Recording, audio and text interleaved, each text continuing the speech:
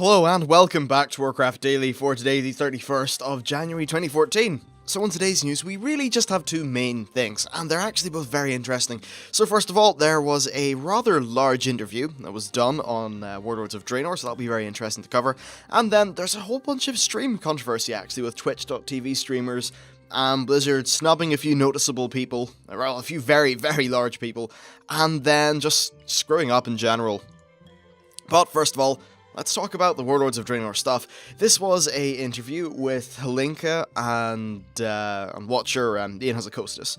They're both the PvP and the encounter design guys, and it was with the ReadyCheck podcast. So big thanks to ReadyCheck for having the interview, and thank you to them for putting up a transcript on their website. That was very handy. So into the news. First of all, they confirmed that Warlords of Draenor is going to have a much darker story than Mists of Pandaria did. This makes me so happy. I think that what's happened in the last 2 days, the last two expansions is they started ramping up the kind of whimsical, silly quests, and what that did was it just kind of messed up the tone. It didn't really feel cohesive. Like, Mists of Pandaria, tone-wise, fell all over the place. They tried to do the serious things in some incidences, but then that was all just, like, it had its gravitas taken away by the fact that there was just so many just random little whimsical, silly things. This is a problem in storytelling, and if they are going to be going for a harder and darker story in in Warlords of Draenor, then perhaps we're going to see less of those problems that I had with Mists. And actually, I really am looking forward to the questing in Warlords. And further to that, they said that they're going to be improving questing by showing the main storyline of a zone on its user interface, and I'm pretty sure from BlizzCon that that's the map. And they will also be encouraging exploration. Then they are also going to have outdoor, non-daily content that allows for progression. So overall, what does this mean? Well, you're still going to have the nice, memorable story quests going on throughout zones, but you will also have lots of optional quests, so this means if you just want to make your way through a zone, maybe you're a little bit out-leveled or something like that, well fine, you don't have to miss out on the story. That's been something that kind of miffed me for a long time, is when people were out-leveling zones, it would mean they missed maybe a cool quest or a story. Well, at least this way, you can just follow the main story quest or a zone. I think that really is a good way to design it. Of course, there is a rather major risk that they would end up having the main questline feeling a little bit like the one in Too Long Steps. That's the time I think you're following Taran Zoo and a bunch of the Shadowpan people, but it literally is just 10 quests of you being followed or taken on a straight linear path that's very boring.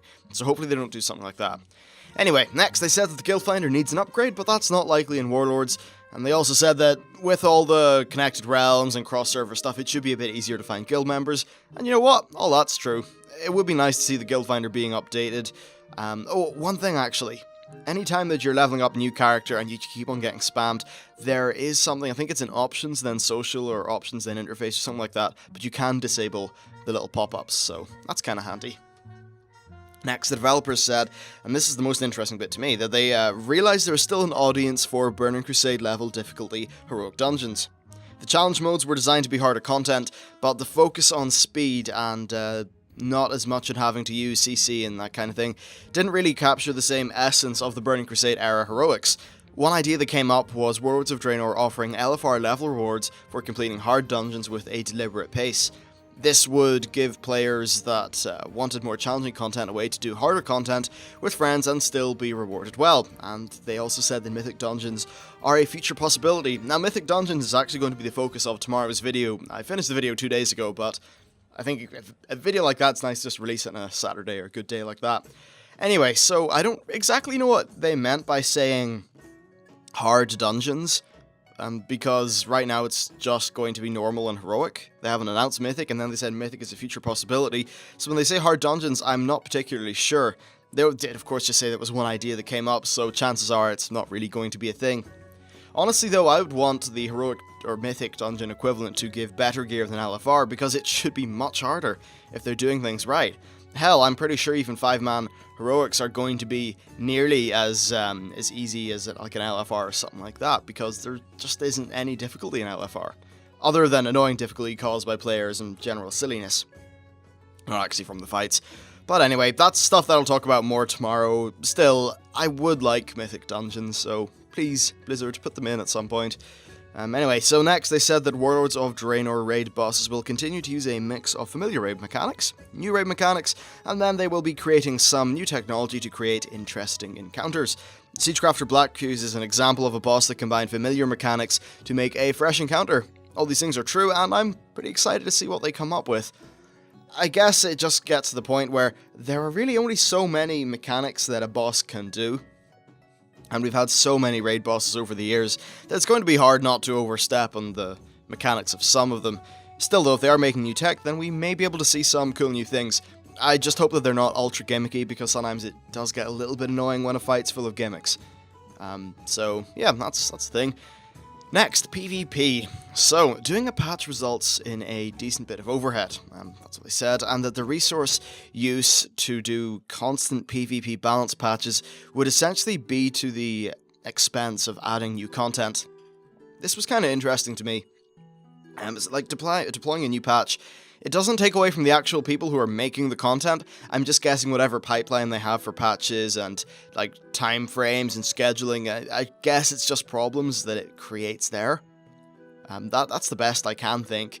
But yeah, that said, they did also say that they are getting much better at doing balance hotfixes and they're much easier to do now. I guess there's some back-end tech they've done or something to that effect. And that they also prefer to do small tweaks that are not too disruptive to many people. And then, of course, the idea is that the tweaks would be good for balance on the whole, but the only people who would really notice them are the people who are very involved.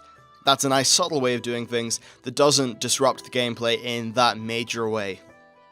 And then also they said that allowing people to solo queue for things greatly increases the participation rate, but it also increases toxic behavior. Absolutely, look at any, like, I don't know, solo queue in League or Dota or anything like that. It's so toxic. And they did say that hopefully the group finder in Warlords of Draenor will make it easier to find groups of people to do PvP with. That's true. Even though they're random people, what matters is it's not a match-made solo queue or anything like that. And there's also some clear authority going on in that the group has a leader. These things are all very important to reducing toxicity, and I think it's overall a very good move. They also said that arena balance is better than it was in Burning Crusade and times like that. Basically, back then, classes were not balanced around 1v1 or 2v2 engagements, which meant that these smaller form arena conflicts ended up being very strange and unbalanced. So I guess, yeah, hopefully that's better now. Anyway, so they also said they removed arena history because not that many people used it and it was taking up a lot of storage space, but they might bring it back in the future for Trial of the Gladiator. I think that would be the right move. Trial of the Gladiator is a very competitive thing, so having formal stat storage on Battle.net would be very good.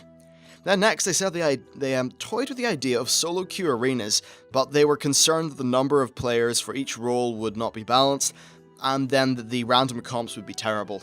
Now, I could see a solo queue for 2v2 arenas.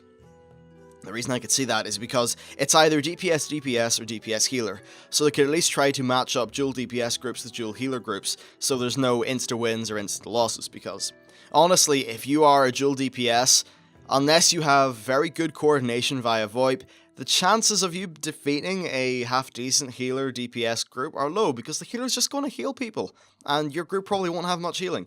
So, yeah, I think it could work for 2v2s, but when you get into 3s and 5s, that's when the different comps really, really do start mattering. Like, if you have just some random-ass crappy random comp against KFC or something. I forget exactly what KFC is, but it was the leading comp for quite a long time. And it's just going to be an instant loss for the other team, and that's not really fun. So yeah, arenas, honestly I think the group finder is probably the best thing for arenas at the minute. You can just post all your information, say hey, looking for a partner, want to cap, and then people will be able to just jump on ahead and do that. And it should work out quite well because it's all cross-realm. And then finally they said they are not planning on bringing back skirmishes, as the work hours are better spent elsewhere. If you don't know what skirmishes was, they were essentially arenas that people could do that had no consequence. It was basically just the practice mode. But nope, it is not to be. Anyway, that was a very good interview. We got to... I guess we didn't really find out a great deal of new information. It was more just interesting to hear different perspectives from the developers and things like that. I'm not too sure if I may have skipped out one or two things, actually. Yeah, they also said that there are no plans to go free to play and there will be more expansions after Warlords of Draenor. Anyway, let's move into the second bit of today's news, and this is the stream controversy. Now, this all came to the boil last night, and basically they announced the Twitch.tv Stream Awards for a whole bunch of their different games. And everything's fine for the other games, apart from World of Warcraft.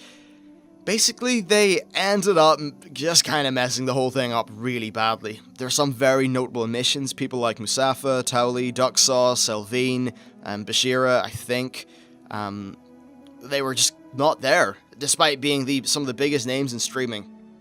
But I think the major issue, and what was such a slap in the face to all these guys, is that people who are in the list include 3 people who had gold selling links on their Twitch page, 2 who don't play World of Warcraft anymore, and 1 who was on stream purchasing challenge mode runs through a power leveling website. Did they do no due diligence in this? It just seems like there was absolutely no background checking done, and it is such a major PR misstep. Now, I know this probably won't really affect the YouTube people who watch YouTube or just the general people who play the game, but the whole point of this Twitch awards thingy was to sort of build up resolve within the Twitch community and do a nice thing for them. But then the people who are involved in the Twitch community are the people who are going to notice these absences, and because of that, a large portion of the Twitch community will take notice of it. I was hopping around streams last night. I'm not really a major Twitch watcher, by the way, but I was hopping around the different streams, and nearly all of the big streamers with, 150,000 plus followers, they were all talking about these problems, and how it was just kind of bullshit. Now, on Twitter, Lore did apologize, and in the replies, he said that he can't do anything about it, but if he could, he would. And he was even put in unhappy faces and shit like that. It was pretty legit. Given Lore's YouTube background, I think he does understand how badly they messed up. He's one of the CMs that really comes from a solid community standpoint, so he's probably going to have a better understanding, or at least he will have experience of things like this, or at least that kind of sector, I suppose. But anyway, I just think it's amazing that people were able to get onto this promotion, which, by the way, contest, which I think is a $45,000 prize pool, but people were able to get onto that while promoting selling gold, which is essentially getting people to break the terms of service for your own profit. And this gold seller in question, by the way, is pretty prolific. I've actually had numerous YouTube mails from the people. They're a bunch of bastards, and honestly, I prefer just to not reply to any of those emails because they send a few follow-ups and it wastes their time. And I don't really have any ethical problem with wasting the time of a scumbag gold seller. So, yeah, that's the situation there. A little bit of a mess up. It's kind of unfortunate this happened with the World of Warcraft community, and it was quite the slap in the face to people like, Tauli, who have been involved in the community for a long time, one of the biggest streamers there, and no recognition at all. So, yeah, it was it's pretty damn shitty for all those people. And really, that is it for today's Warcraft Daily. Not a great deal of other news happened, but I think the 2 things that did happen were definitely very interesting. So, that's it. Thank you very much for watching. One thing I'm going to say before we leave, sub boxes are messed up again. I've been noticing my viewer numbers fluctuating all over the place. It's absolutely ridiculous. And I've had a bunch of people telling me, hey, I'm not seeing any of your videos in my sub box. So the one thing I want to say is when you're on YouTube, never click on what to watch, click on my subscriptions. When you are in my subscriptions, go to manage subscriptions, and then for everyone, just tick show only uploads and feed. That should help. If not, though, you're just going to have to bookmark my page. I'm sorry, I know it's really self-serving to say that, but man, YouTube, what are you doing? Ugh. If you're ever confused, by the way, I always upload 2 videos a day. Unless there's a long discussion video or maybe a lore video and I'm busy, but it's nearly always 2 videos a day. So if you don't see 2 videos in your sub box from me every day, it's probably worth checking the channel. Other than that, thank you very much for watching, follow me on Reddit, and I will see you next time.